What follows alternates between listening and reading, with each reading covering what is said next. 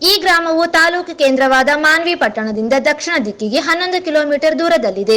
ಇಲ್ಲಿನ ಅವಶೇಷಗಳನ್ನು ಇತಿಹಾಸ ಉಪನ್ಯಾಸಕ ಹಾಗೂ ಸಂಶೋಧಕ ಡಾಕ್ಟರ್ ಚನ್ನಬಸಪ್ಪ ಮಲ್ಕಂದಿನ್ನಿ ಅವರು ಶೋಧಿಸಿದ್ದಾರೆ.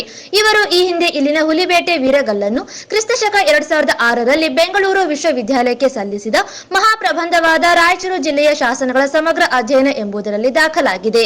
ನಂತರದ ದಿನಗಳಲ್ಲಿ ಇಲ್ಲಿನ ಮಾರಮ್ಮ ದೇವಸ್ಥಾನದ ಹತ್ತಿರವಿರುವ ವಿಜಯನಗರ ಸಾಮ್ರಾಜ್ಯದ ಅರಸ ಕೃಷ್ಣದೇವರಾಯನ ಕ್ರಿಸ್ತಶಕ 1521ರ ಶಾಸನ ಮತ್ತು ಮಾರುತಿ ದೇವಾಲಯದ ನವರಂಗದಲ್ಲಿರುವ ಸೂರ್ಯ ಇತ್ಯಾದಿ ಶಿಲ್ಪವನ್ನು ಪ್ರಕಟಿಸಿದ್ದರು. ಪ್ರಸ್ತುತ ಇದೇ ಗ್ರಾಮದ ತಿಮ್ಮಣ್ಣ ಕಟ್ಟಿಯಲ್ಲಿರುವ ಶಾಸನೋಕ್ತ ಕಣಶಿಲೆಯ ವೀರಗಲ್ಲು ಕ್ರಿಸ್ತಶಕ 17-18ನೇ ಶತಮಾನಕ್ಕೆ ಸೇರುತ್ತದೆ. ಈ ಚಪ್ಪಡಿ ಕಲ್ಲಿನಲ್ಲಿ ವೀರನು ಕುದುರೆಯ ಮೇಲೆ ಕುಳಿತು ಹೊರಟಿದ್ದಾನೆ. ಈತನ ಬಲಗೈಯಲ್ಲಿ ಖಡ್ಗ, ಎಡಗೈಯಲ್ಲಿ ಗುರಾಣಿಯೊಂದಿಗೆ ಕುದುರೆಯ ಲಗಾಮು ಹಿಡಿದಿದ್ದಾನೆ. ತಲೆಗೆ ರುಮಾಲು, ಕಿವಿಯಲ್ಲಿ ಕರ್ಣಕುಂಡಲಗಳು, ಕೊರಳಲ್ಲಿ ಪಡಕದ ಸರಗಳು, ಸೊಂಟಕ್ಕೆ ವಸ್ತ್ರವನ್ನು ಸುತ್ತಿಕೊಂಡು ಇಲ್ಲಿಯೇ ಕಿರುಗತ್ತಿಯನ್ನು ಸಿಕ್ಕಿಸಿಕೊಂಡಿದ್ದಾನೆ. ಕುದುರೆಯ ಮುಂಗಾಲುಗಳ ಭಾಗದಲ್ಲಿ ಚಿಕ್ಕ ವೀರ, ಕುದುರೆಯ ಹಿಂಬದಿಯಲ್ಲಿ ಬೇಟೆ ನಾಯಿ ಶಿಲ್ಪ, ಇದರ ಮೇಲ್ಭಾಗದಲ್ಲಿ ಚಂದ್ರ ಕಿರುಗತ್ತಿ, ಸೂರ್ಯ ಶಿಲ್ಪಗಳಿವೆ. ಇಲ್ಲಿಯ ಒಂದು ಸಾಲಿನ ಶಾಸನದಲ್ಲಿ ಹಂದಿ ಬೇಟೆಯಾಡಿದ ಭಂಡಾರದ ಒಡೆಯ ಎಂಬ ಉಲ್ಲೇಖವಿದೆ. ಇದರಿಂದ ತಿಳಿದು ಬರುವುದೇನೆಂದರೆ ಈ ವೀರನು ಅಂದಿನ ದಿನಗಳಲ್ಲಿ ಯಾವುದೋ ಅರಸನ ಕೈ ಕೆಳಗೆ ದಂಡನಾಯಕನಾಗಿರುವುದರೊಂದಿಗೆ ಖಜಾನೆ ಕೋಶಾಧಿಕಾರಿ ಅಧಿಕಾರಿಯಾಗಿರಬೇಕೆಂದೆನಿಸುತ್ತದೆ. ಈ ಕ್ಷೇತ್ರ ಕಾರ್ಯದಲ್ಲಿ ಡಾಕ್ಟರ್ ಬಸವರಾಜ್ ಸುಂಕೇಶ್ವರ ಮತ್ತು ಸ್ಥಳೀಯರು ನೆರವಾಗಿದ್ದರೆಂದು ಸಂಶೋಧಕರು ತಿಳಿಸಿದ್ದಾರೆ. ತುಂಗಭದ್ರಾ ನದಿಯ ಎಡದಂಡೆಯಲ್ಲಿದ್ದು ಇದು ಪ್ರಾಚೀನವಾದ ಗ್ರಾಮವಾಗಿದ್ದು ಇದು ವಿಜಯನಗರ ಕಾಲದಲ್ಲಿ ಅದು ಕೃಷ್ಣದೇವರಾಯನ ಕಾಲದಲ್ಲಿ ಪ್ರಸಿದ್ಧವಾದ ಗ್ರಾಮವಾಗಿತ್ತು.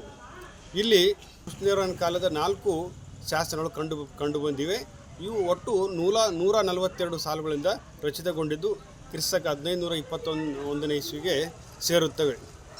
ಈ ಕೃಷ್ಣದೇವರಾಯನು ರಾಯಚೂರು ತಾಲೂಕಿನ ಕೂಡ್ಲೂರಿಗೆ ಬಂದಾಗ ಇಲ್ಲಿ ಚಿಕ್ಕಲ್ಪರಿವಿ ತಿರುವಂಗಳನಾಥ ದೇವಾಲಯಕ್ಕೆ ದಾನ ಕೊಟ್ಟ ಬಗ್ಗೆ ಈ ಶಾಸನವು ಚಿಕ್ಕಲ್ಪರಿವಿ ಶಾಸನವು ಹೇಳುತ್ತೆ.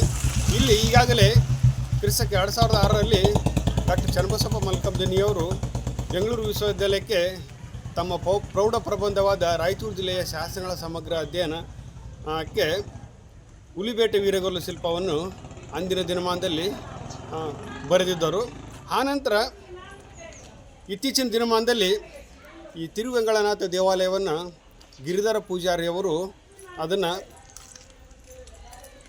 ಕೆಡವಿ ಆನಂತರ ಹೊಸದಾಗಿ ವೆಂಕಟೇಶ್ವರ ದೇವಾಲಯವನ್ನು ಹೊಸದಾಗಿ ನಿರ್ಮಿಸಿದ್ದಾರೆ.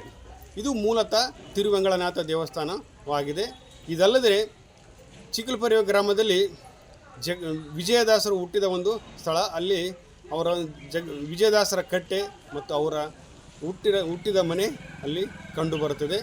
ಇದಲ್ಲದೇ ಚಿಕ್ಕಲ್ಪರಿವೆ ಗ್ರಾಮದಲ್ಲಿ ಸುಮಾರು ದಿವಸಗಳಿಂದ ಶಾಸನೋಕ್ತ ವೀರಗಲ್ಲು ಕಂಡುಬಂದಿತ್ತು. ಆದರೆ ನಾನು ಅದನ್ನು ಪತ್ರಿಕಾ ಮಾಧ್ಯಮದವರಿಗೆ ಕೊಟ್ಟಿದ್ದಿಲ್ಲ.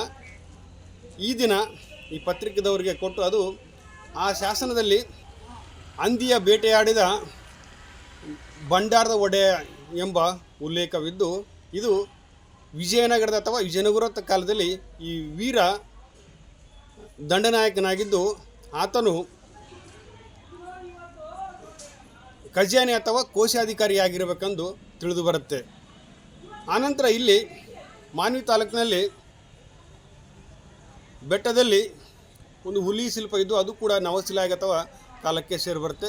ಇಲ್ಲಿ ಹಲವಾರು ಜನ ಸಂಶೋಧಕರು ಬೇರೆ ಬೇರೆ ವಿದ್ವಾಂಸರು ಈ ಪ್ರದೇಶಕ್ಕೆ ಅಧ್ಯಯನ ಮಾಡೋಕ್ಕೆ ಬರ್ತಾ ಇದ್ದಾರೆ. ಅಂದರೆ ಇಲ್ಲಿ ಸಾಕಷ್ಟು ಕುರುಗಳಿರುವುದರಿಂದ ಇಲ್ಲಿ ಆ ಅಧ್ಯಯನಕ್ಕೆ ಸಂಶೋಧಕರು ಬರುತ್ತಾರೆ.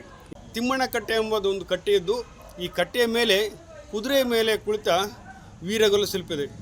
ಈ ಶಿಲ್ಪದಲ್ಲಿ ಭಂಡಾರದ ಹಂದಿಯ ಬೇಟೆಯನ್ನಾಡಿದ ಭಂಡಾರದ ಒಡೆಯ ಎಂಬ ಉಲ್ಲೇಖವಿದ್ದು ಒಂದೇ ಸಾಲಿನ ಶಾಸನವಿದ್ದು ಇದು ಅಂದಿನ ದಿನಮಾನದಲ್ಲಿ ಆತ ಖಜಾನೆ ಅಧಿಕಾರಿ ಅಥವಾ ಕೋಶಾಧಿಕಾರಿಯಾಗಿರಬೇಕೆಂದು ತಿಳಿದು ಬರುತ್ತದೆ. ಇದು ಕಣಶಿಲೆಯಲ್ಲಿದ್ದು ಕ್ರಿಸ್ತಕ 17-18ನೇ ಶತಮಾನಕ್ಕೆ ಸೇರುತ್ತದೆ.